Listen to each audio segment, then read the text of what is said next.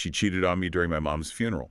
A year later, I faked a $1.9 billion Powerball ticket and ruined her life for $427.83. Wow. Okay. Yeah. Okay, let's get into this one. That's quite an opener. A really shocking hook. It really is.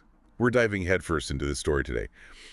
It's all about betrayal, obviously, but then this revenge plot that is just so incredibly detailed. Right. And the source you mentioned, it's that Reddit revenge story. Exactly. Destroying my cheating wife with a fake lottery ticket. The title alone tells you it's going to be intense. And it's that contrast, isn't it? The intense, a funeral versus the cold calculation of the revenge. And the price tag. Yeah. $427.83. It feels almost insulting compared to the scale of the destruction. It really does. Like a deliberate footnote on absolute chaos. So our goal here is to unpack this whole thing, figure out the motivations, trace the steps he took, and look at the unbelievable fallout. Let's start on that awful day, the funeral. Yeah, the narrator sets the scene really vividly. His mom's funeral, Reno. He even gives the exact time he got the alert, 3:42 p.m. You can almost picture him, right? Yeah. Standing there, cemetery mud on his shoes, dealing with grief. And then his phone buzzes, an alert from his own software. Right, this blockchain surveillance system he built and intended for tracking crypto transactions, The irony. Huge irony. And he's using it to track his wife, Sophia, the location. Yeah. Euro Auto Spa luxury detailing back in Vegas. And it wasn't just a one-time thing, was it? The story mentions a pattern. Yeah, that's what makes it so much worse. 3 Tuesdays in a row, always between roughly 2:15 and 4:33 p.m. Predictable. And then he gets the security footage. That must have been brutal. Oh, absolutely. Seeing her there with this guy, Marcus Wright, in his Porsche Cayenne Turbo S. And the detail he mentions, Marcus showing her the multi-contour massage seats, it's so specific. It really is. It feels almost mundane, but in that context, it's just so callous, so blatant. And the timestamp seals it, 2:17 p.m. While he's giving his mother's eulogy. Unbelievable. It's not just bad timing, it feels intentional somehow, or at least completely uncaring. To really understand how he got to the point of planning such elaborate revenge, we need a bit more backstory, right? On Marcus. Definitely. So they apparently met at a startup pitch night. One of those events at a co-working space. Cosmodrome, the story says. Right, full of ambition. And what was her startup? Get this, an app called Vow. The whole pitch was about radical transparency in relationships. Oh, wow. You couldn't make that up. Seriously. Yeah. And he was there pitching his surveillance tech. Talk about foreshadowing. They got married fast, didn't they? 6 months later. Super fast. And then Marcus Wright shows up about 9 months after the wedding. He's the investor type. The visionary disruptor, as the tech blogs apparently called him. Yeah, though apparently the Uber drivers had a different opinion. And the divorce lawyers, they gossiped about his habit. Targeting founders' wives. Seems like it. And he had this creepy signature move. The wedding photo thing. Yeah, recreating wedding photos with these women, but using his fancy cars. And the Cayenne, the one for the detail shop, that was apparently Sophia's favorite. It all paints a picture, doesn't it? A bit superficial, maybe? Yeah. Susceptible to the flash. The status, the money. Yeah, it seems that way. So flash forward. It's their son Jake's 3rd birthday. Should be a happy day. But instead, he gets served divorce papers. Oof. And the demands, I remember reading they were pretty audacious. Totally. Full custody of Jake because Marcus thinks it's best. Wow. The Tesla Model X, naturally. And then the absolute kicker. She wants him to remain friends and co-parent harmoniously. After what he found out, that takes some nerve. Right. So his reaction, it wasn't immediate screaming, apparently. It was colder. Yeah, the story mentions McAllen, so there was definitely pain.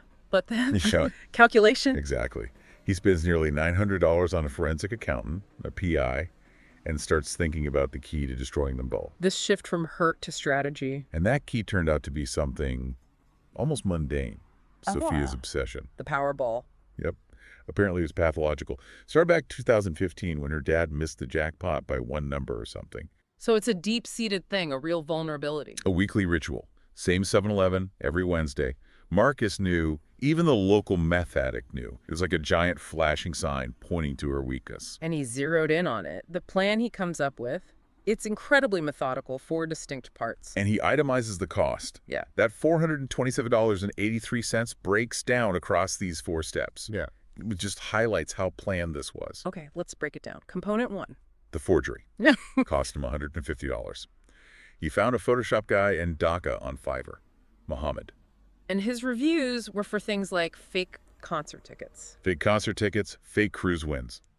Perfect skill set for this, right? Yeah. The result was apparently a flawless image of a winning $1.9 billion ticket. Okay, so she has the image, but he Yeah. needs the physical ticket. Component 2. The paper.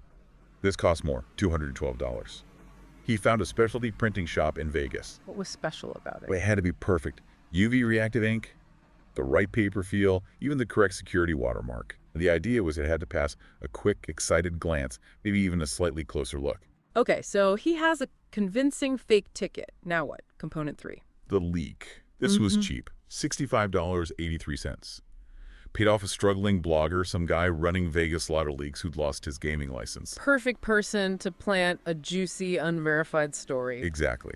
The timing was key here, too. The post went up at 10:17 a.m., right before their asset division hearing was scheduled. And the headline? Exclusive. $1 9B Powerball winner sold at Sahara 7-Eleven unclaimed. Designed purely to create buzz and panic. And he added fake comments? Oh, yeah. Bot comments talking about a cousin at the lottery office confirming it, someone seeing a blonde in expensive shoes buying tickets there, and crucially, that the ticket expired that night. Pure psychological pressure. Ruthless. Okay, component 4. The timing, or really the plan. 9:30 a.m. He goes to Lifetime Fitness, where Sophia works out, and slips the fake ticket into her gym bag. And he watched her find it. On the security cameras, yeah. He wanted to see that moment, this chillingly detached. So the trap is set. Now we watch it spring. He calls it the beautiful train wreck, and it unfolds fast. 11 a.m., Sophia apparently storms into Marcus's office, waving the ticket. You can just imagine his smirk fading as he looks at it.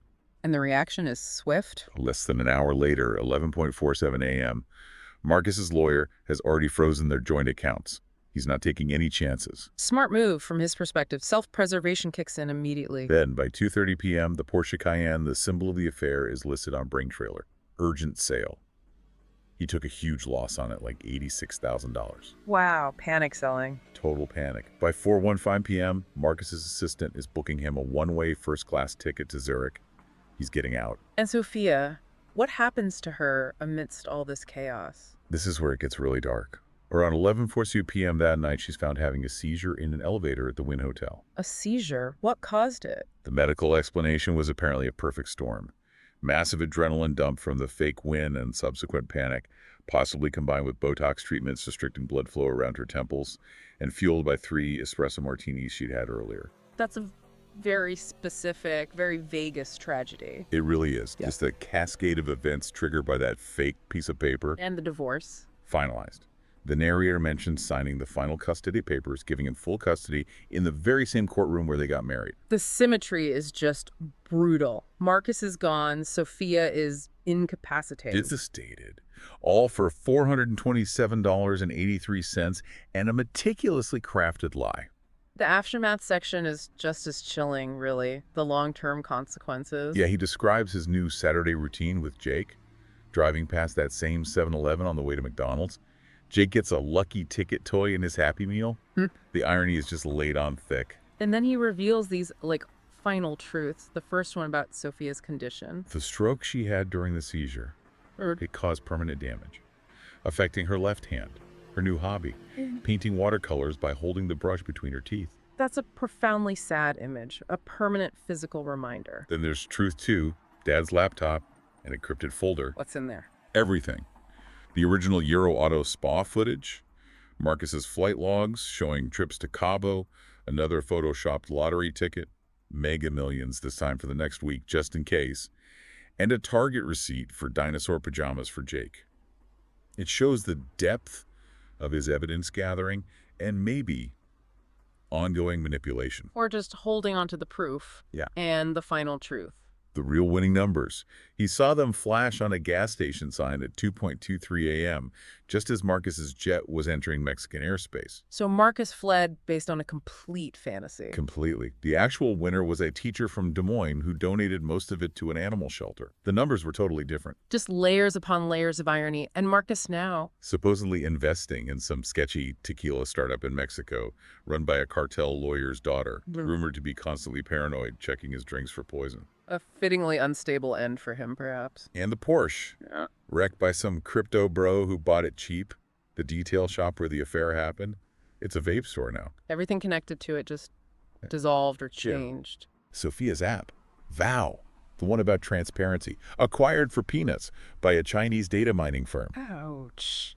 But the final twist, the narrator's original code, the surveillance tech, it's still out there on millions of phones, passively generating ad revenue.